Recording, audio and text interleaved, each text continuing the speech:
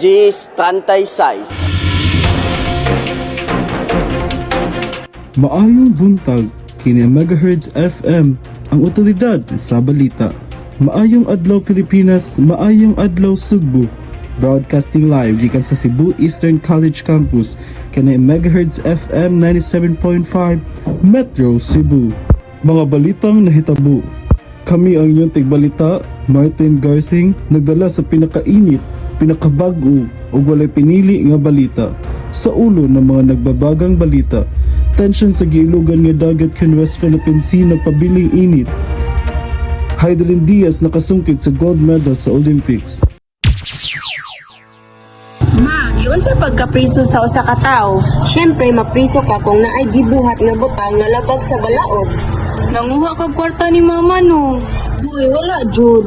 May, naghuman ni magbuhat sa butang nga labag sa balaod kay unsa pa'y sunod na mahitabo. Ang una jud ana inday kay kailangan na ay mo reklamo sa imong ginabuhat. Siya ang gitawag nga complainant. Usay kung walay mo reklamo, walay complainant kay walay kaso. Pero kung naay mo complainant, magbuhat na dayon og information ng piskal. Kadyot sa, anong gipangutanan ni nimo? Niya na magud akong crush na iyaha daw ko prisuhon sa iyang kasing-kasing niya. Wala man ko gibuhat nga batik. Ay, lintik ng mata. Ari dire aron may naikan tika. Mauna, sige na ni mag TikTok da. Patilaw noon. Love is like the law. You can see it, but you can feel it.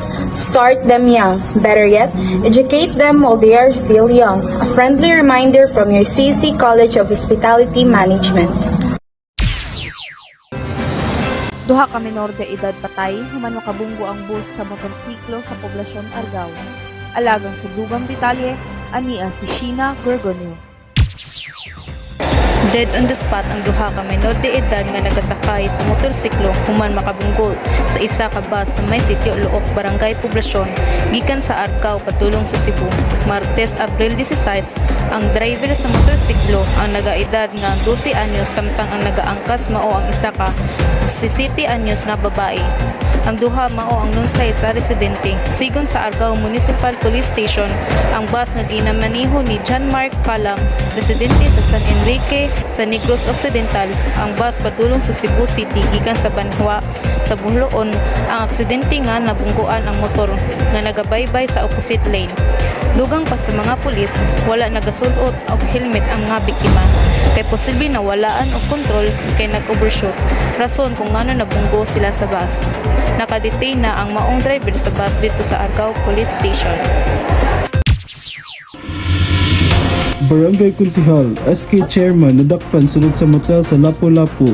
Gitanggong, gibuhian ania si Pius Delieca alang sa dugang report. Usa ka barangay konsehal ug SK chairman sa usa ka lungsod sa amihanang Sugbo ang nadakpan sulod sa lawak sa motel sa Dakbayan sa Lapu-Lapu niadtong Martes sa gabi, Abril 2, 2024. Kini human ang asawa sa konsehal sa barangay nangayo og tabang sa kapulisan aron masikop ang iyang bana ug ang mga giingon na kaipon niini. Ang tigpamaba sa Lapu-Lapu City Police Office nga si Police Lieutenant Colonel Christian Torres niingon nga 35 anyos ang konsehal, samtang 22 anyos ang SK chairman. Matud pa ni Torres nga human niya nakumpirmar ang nahimutngan sa yahang bana, dali siyang nagpatabang sa Gunob Police Station. May responde ang kapulisan mga alas 8:30 sa gabiis. Maong hotel diin ilang naabtan ang duha sulod sa lawak. Apan human sila gidala sa police station, ang duha gibuhian dayon. Lalaki patay sa heat stroke sa Barangay Kamputaw, Dakbayan sa Sugbo. Para sa dugang balita, ania si Ara Pagas. Patayng lawas sa usa ka 50 anyos nga lalaki ang napalngan sa dalan sa Escarrio sa Barangay Kaputhaw, Dakbayan sa Sugbo niadtong Martes sa hapon, Abril 2, 2024. Giila ang biktima nga si William Go, residente sa naisgutang lugar. Si Police Senior Master Sergeant Alejandro Tirado, investigador sa Abiliana Police Station, niingon nga posibleng namatay si Go sa heat stroke. Sa wala pa mamatay, si Tirado niingon nga ang mga saksi nakakita sa biktima na nisuka og dugo. Ngano naglabay makagbasura sa kanal? Ikapoy ko labay sa basurahan? Kabalo ba ka kung kana mo bara? kay pwede na ang kanang hinungdan nga dakong baha kung naay ulan og 55% ang nakolekta adlaw-adlaw nga gumikan sa atong world in data. Tinuod na. Oo, tinuod na ninyo oy. Sige, maglabay na kog basura sa saktong basurahan. Ang pollution ay solusyonan upang umunlad ang bayan. Huwag magkalat ng basura upang pollution ay di magawa. Alagaan natin ang bayan para sa ating kalusugan at para sa kinabukasan. Former President Gloria Macapagal Arroyo nalimot kung saan siya sa mga Chino para matangka ang Verite Sierra Madre. Ukraine ug Russia nagpadayon gihapon ng gubat. Ani ang report ni Ira Lentexi. Former President Gloria Macapagal Arroyo nilimod sa pangakusa saya ng Agi Baligya ang West Philippine Sea. Sigo ni Arroyo, wala siya misaad sa mga Chino nga kuhaon sa Yungin Shoal ang BRP Sierra Madre. Nagpabiling taas ang tensyon sa duha ka nasod sa Europa kung Ukraine ug Russia para sa dugang balita ihatod ni Crislin Aralis. Ang mga puwersa sa Russia nagpadayon sa paggapak sa silangang bahin sa Ukraine sa tinguha nga muuswag pangadto sa rehiyon sa Donetsk samtang ang Ukraine nagpadayon sa pag-anto sa kakulangan sa manpower ug material.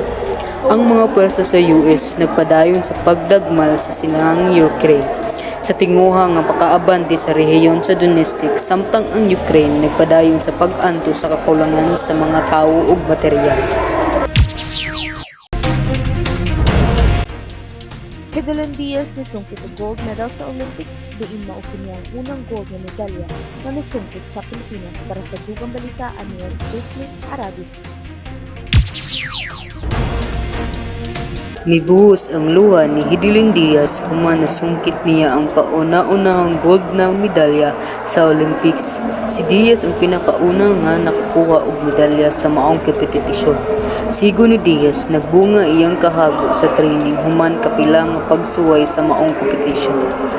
Creamline Coal Smashers con CCS nakuha ang kumpinato sa PVL Open Conference kontra sa Chocomocho Titans ug sa deklaranga si Eliza Valdez ang maong MVP sa maong Sessional League.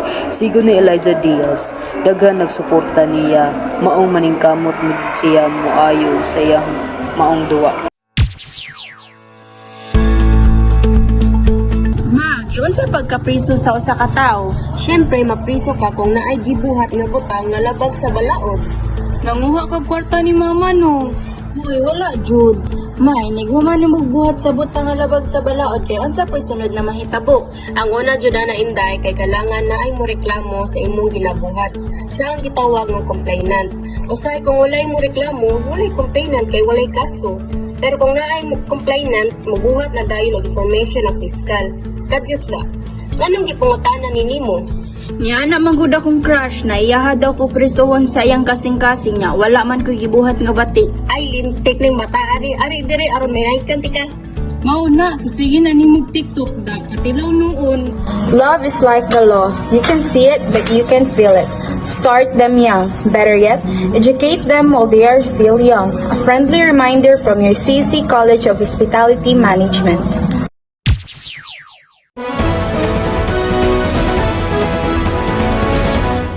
Jericho Rosales excited na mubalik sa paghimo sa Lida.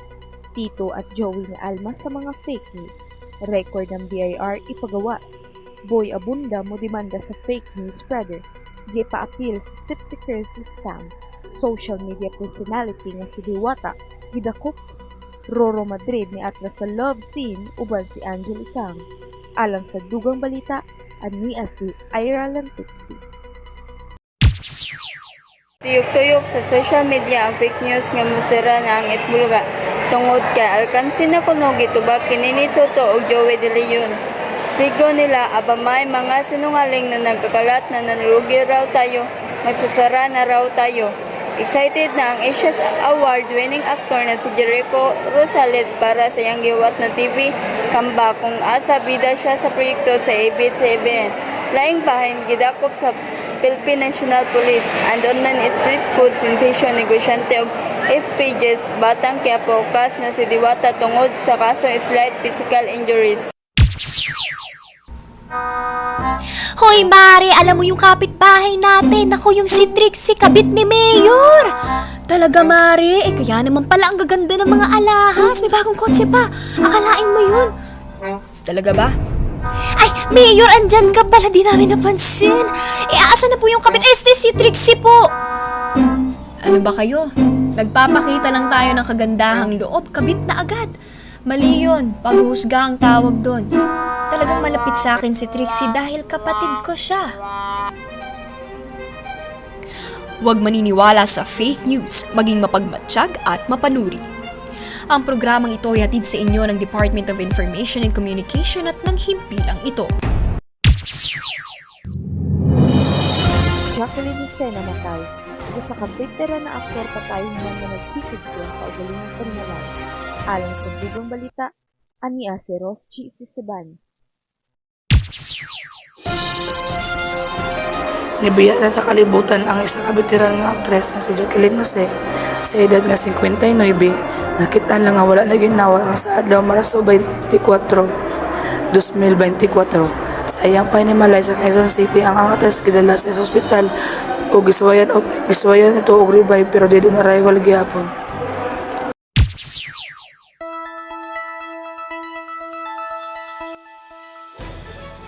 Ginikanan giprosedur sa DOH nga pabakunahan ang mga bata para sa pertussis outbreak.